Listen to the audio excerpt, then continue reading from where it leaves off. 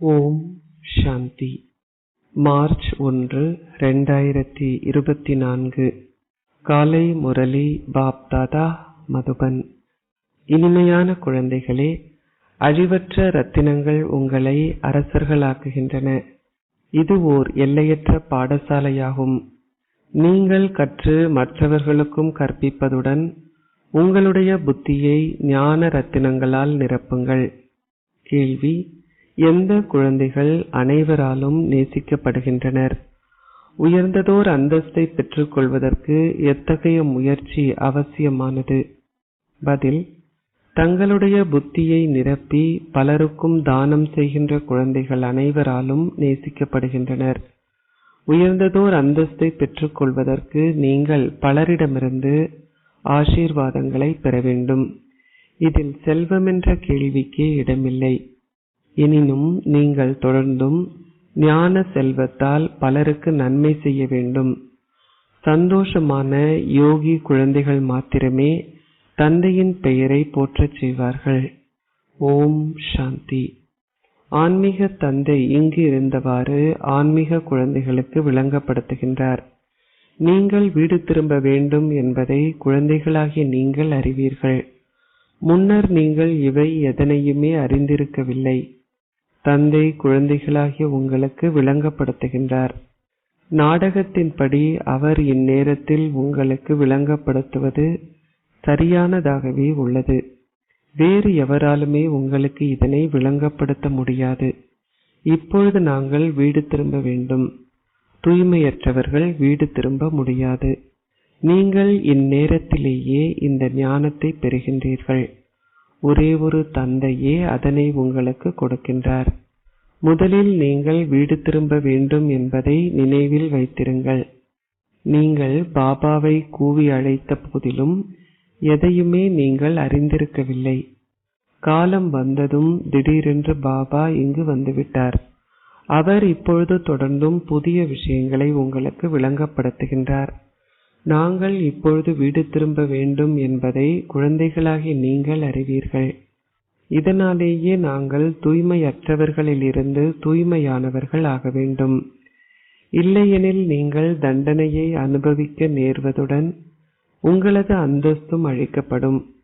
இங்கு அரசர்களுக்கும் ஏழைகளுக்கும் இடையில் காணப்படும் வித்தியாசத்தை போன்றே அங்கும் அரசர்களுக்கும் ஏழைகளுக்கும் இடையில் வித்தியாசம் காணப்படும். அனைத்தும் உங்களது முயற்சியிலேயே தங்கியுள்ளது. தந்தை இப்பொழுது கூறுகின்றார், நீங்களும் கூட தூய்மையற்றவர்களாகவே இருந்தீர்கள். இதனாலேயே நீங்கள் கூவி அழைத்தீர்கள். இவை அனைத்தும் இப்பொழுது உங்களுக்கு விளங்கப்படுத்தப்படுகிறது. அறியாமை பாதையில் இது உங்களது புத்தியில் இருக்கவில்லை. தந்தை கூறுகின்றார், தமோபிரதானம் ஆகியுள்ள ஆத்மாக்கள் சதோபிரதானம் ஆக வேண்டும். இப்பொழுது நீங்கள் எவ்வாறு சதோபிரதானம் ஆகலாம் என்பதை ஏணி படத்தை கொண்டு விளங்கப்படுத்தலாம். அதனுடன் கூடவே நீங்கள் தெய்வீக குணங்களையும் கிரகிக்க வேண்டும். இது ஓர் எல்லையற்ற பாடசாலையாகும். பாடசாலையில் நன்று, மிக நன்று, மிக மிக நன்று என்பதற்கான பதிவேட்டை அவர்கள் வைத்திருக்கிறார்கள். சேவாதாரி குழந்தைகள் மிக இனிமையானவர்கள். அவர்களது பதிவேடு சிறந்ததாகும். பதிவேடு சிறந்ததாக இல்லை என்றால் உற்சாகம் இருக்காது. அனைத்தும் கல்வியிலும் யோகத்திலும் தெய்வீக குணங்களிலுமே தங்கியுள்ளது. எல்லையற்ற தந்தையே இப்பொழுது உங்களுக்கு கற்பிக்கின்றார் என்பதை குழந்தைகளாகிய நீங்கள் அறிவீர்கள். முன்னர் நாங்கள் சூத்ர குலத்தை சார்ந்தவர்களாக இருந்தோம். இப்பொழுது நாங்கள் பிராமண குலத்தை சார்ந்தவர்களாக இருக்கின்றோம். நாங்கள் பிரஜாபிதா பிரம்மாவின் குழந்தைகளாகிய பிராமணர்கள். பல குழந்தைகள் இதனை மறந்து விடுகின்றனர். நீங்கள் தந்தையை நினைவு செய்வதால் பிரம்மாவையும் நீங்கள் நினைவு செய்ய வேண்டும். நீங்கள் பிராமண குலத்தை சார்ந்தவர்கள் என்ற போதையும் உங்களிடம் இருக்க வேண்டும். இதனை நீங்கள் மறப்பீர்களாயின் நீங்கள் பிராமண குலத்தை சார்ந்தவர்கள், பின்னர் தேவர் குலத்தை சார்ந்தவர்கள் ஆகுவீர்கள் என்ற போதை உங்களுக்கு எழ முடியாது. பிராமண குலத்தை உருவாக்கியவர் யார்? நான் பிரம்மா மூலமாக உங்களை பிராமண குலத்திற்கு உரியவர்கள் ஆக்குகின்றேன். இது பிராமண வம்சம் அல்ல, இது ஒரு சிறிய குடும்பமாகும். இப்பொழுது நீங்கள் உங்களை பிராமணர்களாக கருதுவீர்களாயின் பின்னர் நீங்கள் தேவர்கள் ஆகுவீர்கள். நீங்கள் உங்களது வியாபாரத்தில் ஈடுபடும் பொழுது மற்ற அனைத்தையும் மறந்து விடுகிறீர்கள். நீங்கள் ஒரு பிராமணர் என்பதை கூட மறந்து விடுகின்றீர்கள். உங்களது வியாபாரத்திலிருந்து நீங்கள் விடுபட்ட உடனேயே முயற்சி செய்வதில் உங்களை ஈடுபடுத்திக் கொள்ள வேண்டும். சிலர் தங்களது வியாபாரத்தில் அதிகூடிய கவனம் செலுத்த வேண்டி உள்ளது. உங்களது வேலை முடிந்தவுடன் உங்களில் கவனம் செலுத்துங்கள். நினைவில் அமர்ந்திருங்கள். உங்களிடம் மிக சிறந்த சின்னம் பேட்ச் உள்ளது. அது லக்ஷ்மி நாராயணரதும் திரிமூர்த்தியினதும் படத்தை கொண்டிருக்கிறது. பாபாவே எங்களை இவ்வாறு ஆக்குகின்றார். அதுவே இதுவாகும். இது மன் மனாபவ் ஆகும். சிலர் இப்பழக்கத்தை ஏற்படுத்திக் கொள்கின்றனர். மற்றவர்கள் அவ்வாறு இல்லை. பக்தி இப்பொழுது முடிவுக்கு வந்துவிட்டது. நீங்கள் இப்பொழுது தந்தையை நினைவு செய்ய வேண்டும். எல்லையற்ற தந்தை இப்பொழுது எல்லையற்ற ஆஸ்தியை உங்களுக்கு வழங்குவதால் நீங்கள் சந்தோஷத்தை கொண்டிருக்கின்றீர்கள்.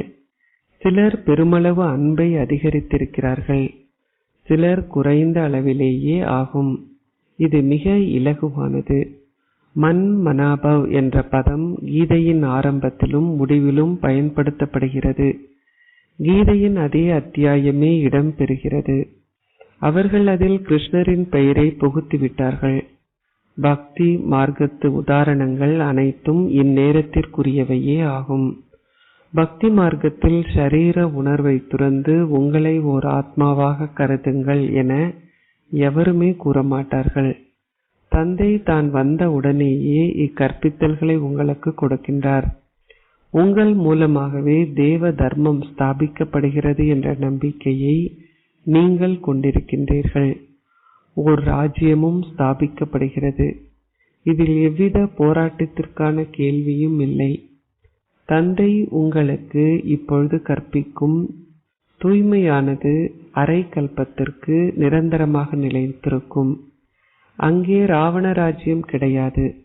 நீங்கள் இப்பொழுது விகாரங்களை வெற்றி கொள்கின்றீர்கள். நீங்கள் முன்னைய கல்பத்தில் செய்தது போன்றே இப்பொழுதும் ஒரு ராஜ்யத்தை ஸ்தாபிக்கின்றீர்கள் என்பதை அறிவீர்கள். இப்பழைய உலகம் எங்களுக்காக முடிவடைய வேண்டும். நாடக சக்கரம் தொடர்ந்தும் சுழல்கிறது. அங்கே தங்கத்தை தவிர வேறு எதுவுமே இல்லை. முன்னர் எது இருந்ததோ அது மீண்டும் இருக்கும். இதில் குழப்பமடைவதற்கான கேள்வியே இல்லை. அவர்கள் மாயையினதும் மந்திரவாதியினதும் விளையாட்டை காண்பிக்கிறார்கள். அவர்கள் டிரான்ஸில் தங்க கட்டிகளை பார்த்தார்.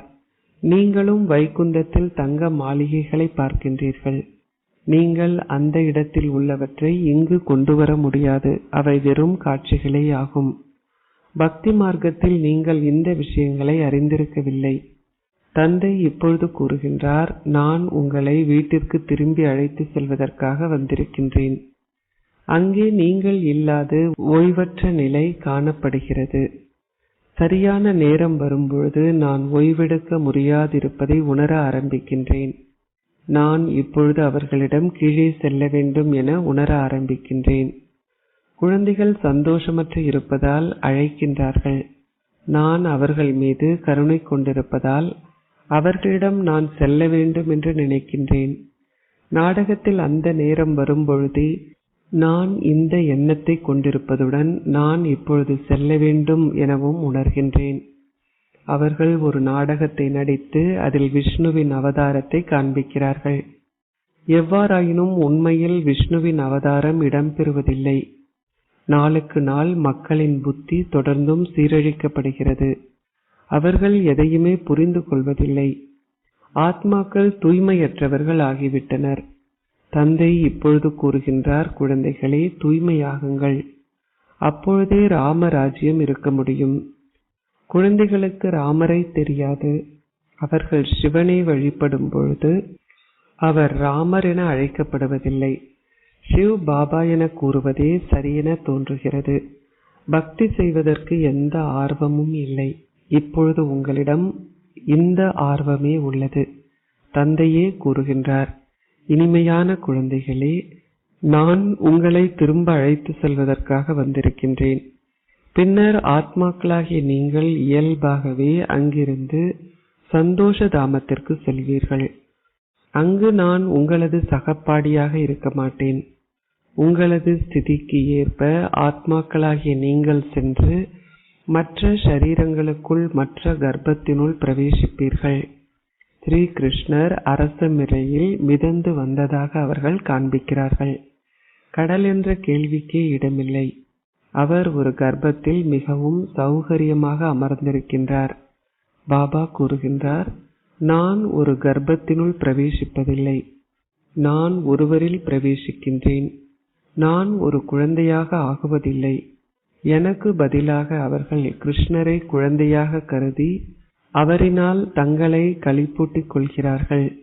கிருஷ்ணரே ஞானத்தை கொடுத்ததாக அவர்கள் நம்புகிறார்கள். இதனாலேயே அவர்கள் அவர் மீது பெருமளவு அன்பு கொண்டிருக்கிறார்கள். நான் அனைவரையும் என்னுடன் அழைத்து சென்று பின்னர் உங்களை அங்கு அனுப்புவேன். பின்னர் எனது பாகம் முடிவடைந்து விடுகிறது. அரை கல்பமாக எனக்கு எந்த பாகமும் இருக்கவில்லை. பின்னர் பக்தி மார்க்கத்திலேயே எனது பாகம் ஆரம்பமாகிறது. இதுவும் நாடகத்தில் ஏற்கனவே நிச்சயிக்கப்பட்டிருக்கிறது. இப்பொழுது இந்த ஞானத்தை புரிந்து கொண்டு அதனை விளங்கப்படுத்துவது குழந்தைகளுக்கு இலகுவாக இருக்கிறது. நீங்கள் மற்றவர்களுக்கு விளங்கப்படுத்தும் பொழுது சந்தோஷம் ஏற்படுவதுடன் உயர்ந்ததோர் அந்தஸ்தையும் நீங்கள் பெறுவீர்கள். மக்கள் அமர்ந்திருந்து இதனை கேட்கும் பொழுது அவர்கள் இதனை விரும்புவார்கள். எனினும் அவர்கள் வெளியில் சென்றதுமே அதனை மறந்து விடுகிறார்கள். அவர்கள் கூண்டு பறவைகள் போன்றவர்கள். அவர்கள் ஏதோ ஒரு விஷமத்தனத்தை செய்துவிட்டு சிறைக்கு சென்றவாறு இருக்கிறார்கள். உங்களது நிலைப்பாடும் அது போன்றே உள்ளது. நீங்கள் கர்ப்பப்பையில் இருக்கும் பொழுது ஒரு சத்தியம் செய்கின்றீர்கள். பின்னர் நீங்கள் செய்த சத்தியம் எல்லாம் அங்கேயே நின்று விடுகின்றன. மக்கள் பாவம் செய்யாதிருப்பதற்காகவே அக்கதைகள் அனைத்தும் உருவாக்கப்பட்டிருக்கின்றன. ஓர் ஆத்மா தனது சமஸ்காரங்களை தன்னுடன் கொண்டு செல்கின்றார். இதனாலேயே சிலர் தங்களது குழந்தை பருவத்திலேயே பண்டிதராக ஆகிவிடுகின்றனர். ஆத்மாக்கள் செயல்களின் தாக்கத்திற்கு அப்பாற்பட்டவர்கள் என மக்கள் நினைக்கின்றனர். எவ்வாறாயினும் அவர்கள் தாக்கத்திற்கு உட்படுகிறார்கள். ஆத்மா நல்ல தீய சமஸ்காரங்களை கொண்டு செல்வதாலேயே கர்ம வேதனை இருக்கிறது. இப்பொழுது நீங்கள் தூய சமஸ்காரங்களை உங்களுடன் கொண்டு செல்கின்றீர்கள். நீங்கள் கற்று உயர்ந்ததோர் அந்தஸ்தை பெற்றுக் கொள்கிறீர்கள். பாபா சகல ஆத்மாக்களையும் வீட்டிற்கு திரும்ப அழைத்து செல்கின்றார். வெகு சிலரே எஞ்சி இருப்பார்கள். அவர்கள் இறுதி வரை தொடர்ந்தும் கீழிறங்குவார்கள். இறுதியில் வரவேண்டி இருப்பவர்கள் மாத்திரமே இங்கு இருப்பார்கள். மாலை இருக்கிறது. மாலை தொடர்ந்தும் வரிசை கிரமமாக உருவாக்கப்படும். மற்ற அனைவரும் தொடர்ந்தும் சத்யுகத்தில் இறுதி வரை சொர்க்கத்திற்கு வருவார்கள். பாபா உங்களுக்கு மிக நன்றாக விளங்கப்படுத்துகின்றார். சிலரால் அதை கிரகிக்க முடிகிறது, மற்றவர்களால் அது முடிவதில்லை. அவர்களது ஸ்திதி அத்தகையதாக இருப்பதால் அதற்கு ஏற்பவே அவர்கள் ஓர் அந்தஸ்தை பெற்றுக் கொள்வார்கள். குழந்தைகளாகிய நீங்கள் கருணை நிறைந்தவர்களாகவும் உபகாரிகளாகவும் ஆக வேண்டும். நாடகம் அந்த வகையிலேயே உருவாக்கப்பட்டுள்ளது. எவருமே குற்றம் சாட்டப்பட முடியாது. நீங்கள் முன்னைய கல்பத்தில் கற்ற அளவிற்கு இப்பொழுதும் கற்பீர்கள். உங்களால் அதைவிட கூடுதலாக கற்க முடியாது. நீங்கள் எந்த அளவிற்கு முயற்சி செய்ய தூண்டப்பட்டாலும் அதில் எந்த வேறுபாடுமே இருக்க முடியாது. நீங்கள் இந்த ஞானத்தை மற்றவர்களுக்கு கொடுக்கும்போது அதில் வேறுபாடு இருக்க முடியும். அது வரிசை கிரமமானது. அரசர்களுக்கும் ஏழைகளுக்கும் இடையில் வேறுபாடு உள்ளது. இந்த அழிவற்ற ஞான ரத்தினங்கள் உங்களை அரசர்கள் ஆக்குகிறது. நீங்கள் முயற்சி செய்யாது விட்டால் ஏழைகளாகவே ஆகுவீர்கள். இது ஓர் எல்லையற்ற பாடசாலையாகும். அங்கே முதலாவது, இரண்டாவது, மூன்றாவது தரப்பினர் இருப்பார்கள். பக்தியில் கல்வி என்ற கேள்விக்கே இடமில்லை. அங்கே கீழிறங்குதலே நிகழ்கிறது. இது மிக அழகானது. அவர்கள் இசை கருவிகளை இசைத்து புகழ் பாடுகிறார்கள். இங்கோ நீங்கள் மௌனமாக இருக்கின்றீர்கள். நீங்கள் பக்தி பாடல்கள் போன்ற எதனையும் உரத்து பாடுவதில்லை. நீங்கள் அரை கல்பமாக பக்தி செய்து வந்தீர்கள். பக்தியில் பெருமளவு பகட்டு உள்ளது. நீங்கள் ஒவ்வொருவரும் உங்களது சொந்த பாகத்தை கொண்டிருக்கிறீர்கள். சிலர் வீழ்ந்து விடுகிறார்கள், சிலர் மேலேறுகிறார்கள். சிலரின் பாக்கியம் சிறந்தது, சிலர் குறைந்த அளவு பாக்கியத்தை கொண்டிருக்கின்றனர். பாபா உங்கள் ஒவ்வொருவரையும் அதே அளவு முயற்சி செய்ய தூண்டுகின்றார். அதே கல்வி, அதே ஆசிரியர், மற்ற அனைவரும் அதிபதிகள். முக்கியஸ்தர் ஒருவர் தனக்கு நேரமில்லை என கூறினால் அவரிடம் கேளுங்கள், நாங்கள் உங்களது வீட்டிற்கு வந்து கற்பிக்க வேண்டுமா? ஏனெனில் அவர்கள் அகங்காரத்தை கொண்டிருக்கிறார்கள். நீங்கள் ஒருவரை பிடித்து விட்டீர்களாயின் அது மற்றவர்களிலும் ஒரு தாக்கத்தை ஏற்படுத்தும். இந்த ஞானம் சிறந்ததென அவர் மற்றவர்களுக்கு கூறினால் அவர் பிரம்மா குமாரிகளினால் நிறமூட்டப்பட்டு விட்டதாகவும் இதனாலேயே அது சிறந்தது என அவர் கூறுகின்றார் எனவும் அவர்கள் கூறுவார்கள். குழந்தைகள் மிக சிறந்த யோக சக்தியை கொண்டிருக்க வேண்டும். ஞான வாளில் யோக சக்தி இருக்க வேண்டும். அவர்கள் சந்தோஷமான யோகிகளாக இருந்தால் தந்தையின் பெயரை போற்றச் செய்வார்கள். அது வரிசை கிரமமானது. ஓர் ராஜ்யம் உருவாக்கப்பட வேண்டும். தந்தை கூறுகின்றார், கிரகிப்பதற்கு இது மிக மிக இலகுவானது. நீங்கள் எந்த அளவிற்கு பாபாவை நினைவு செய்கின்றீர்களோ அந்த அளவிற்கு அவர் மீது அன்பு கொண்டிருப்பீர்கள். அந்த அளவிற்கு அங்கு ஈர்ப்பு இருக்கும். ஊசி சுத்தமாக இருக்குமாயின் அது காந்தத்தை நோக்கி கவரப்படும். அது துரு பிடித்திருந்தால் கவரப்பட முடியாது. இங்கும் அவ்வாறே ஆகும். நீங்கள் சுத்தமாகும் பொழுது முதலாம் இலக்கத்தை பெற்றுக்கொள்வீர்கள். தந்தையின் மூலமாகவே துரு அகற்றப்படும். குருவின் மகத்துவம் என அறியப்படுகிறது. இதனாலேயே குரு பிரம்மா, குரு விஷ்ணு என கூறப்படுகிறது. நிச்சயதார்த்தங்களை நடத்துகின்ற குருமார் மனிதர்களே ஆவார்கள். நீங்கள் பிரம்மாவிற்கு அன்று சிவனுக்கே நிச்சயதார்த்தம் செய்யப்பட்டிருக்கிறீர்கள். எனவே நீங்கள் சிவனையே நினைவு செய்ய வேண்டும். முகவரின் படத்திற்கான தேவையே இல்லை. நிச்சயதார்த்தம் ஒருமுறை நிச்சயிக்கப்பட்டுவிட்டால் அவர்கள் தொடர்ந்தும் ஒருவரை ஒருவர் நினைவு செய்கின்றனர். எனவே இடையிலுள்ள இவர் ஒரு தரகை பெற்றுக் கொள்கின்றார். அவர் நிச்சயதார்த்தம் நிச்சயிக்கப்படுவதற்காகவும் அத்துடன் சிவ் பாபாவை தன்னில் பிரவேசிக்க அனுமதிப்பதற்காகவும் எதையோ பெறுகின்றார். சிவ் பாபா இந்த சரீரத்தை கடனாக எடுப்பதால் அந்த ஈர்ப்பும் இருக்கிறது. இதனாலேயே அவர் குழந்தைகளாகிய உங்களுக்கு விளங்கப்படுத்துகின்றார். நீங்கள் எந்த அளவிற்கு மற்றவர்களுக்கு நன்மை செய்கின்றீர்களோ அந்த அளவிற்கு அதிகமான வெகுமதியை பெற்றுக்கொள்வீர்கள். இவை ஞான விஷயங்களாகும். தொடர்ந்தும் மற்றவர்களுக்கு ஞானத்தை கொடுங்கள். நீங்கள் ஆசீர்வாதங்களை பெற்றுக்கொள்வீர்கள். பணத்திற்கான தேவையே இல்லை. மம்மா எந்த செல்வத்தையும் கொண்டிருக்காத போதிலும் அவர் பலருக்கு நன்மை செய்தார். நாடகத்தில் ஒவ்வொருவரும் தமக்கென ஒரு பாகத்தை கொண்டிருக்கின்றனர். செல்வந்தர் ஒருவர் செல்வத்தை கொடுத்தாலோ அல்லது நூதன சாலை ஒன்றை, மியூசியத்தை திறந்தாலோ அவர் பலரிடமிருந்து ஆசீர்வாதங்களை பெறுகின்றார். எனவே அவர் செல்வந்தர் என்ற நல்ல அந்தஸ்தை பெறுகின்றார். செல்வந்த மக்கள் பல வேலைக்காரர்களையும் பணிப்பெண்களையும் வைத்திருப்பார்கள். செல்வந்தர்களிடம் பெருமளவு பணம் இருப்பதால் அவர்கள் அதனை கடனாக கொடுக்கின்றனர். செல்வந்தராக ஆகுவது நல்லது. ஏழைகளே பின்னர் செல்வந்தர்கள் ஆகின்றனர். இப்பொழுது செல்வந்தர்கள் அந்த அளவு தைரியத்தை கொண்டிருப்பதில்லை. இந்த பிரம்மா உடனடியாகவே அனைத்தையும் கொடுத்துவிட்டார். அக்கரங்கள் எப்பொழுதும் கொடுத்து கொண்டே இருக்கும் என கூறப்படுகிறது. பாபா அவரில் பிரவேசித்தார். எனவே அவர் அனைத்தையும் கொடுத்துவிட்டார். நீங்கள் கராச்சியில் எவ்வாறு வாழ்ந்தீர்கள்? உங்களிடம் பெரிய வீடுகள், கார்கள், பஸ் போன்றவை அனைத்துமே இருந்தன. தந்தை இப்பொழுது கூறுகின்றார், ஆத்ம உணர்வுடையவர் ஆகுங்கள். கடவுளே உங்களுக்கு கற்பிக்கின்றார் என்ற போதையை நீங்கள் அதிக அளவில் கொண்டிருக்க வேண்டும். தந்தை உங்களுக்கு பல பொக்கிஷங்களை கொடுக்கின்றார். நீங்கள் அவற்றை கிரகிப்பதில்லை.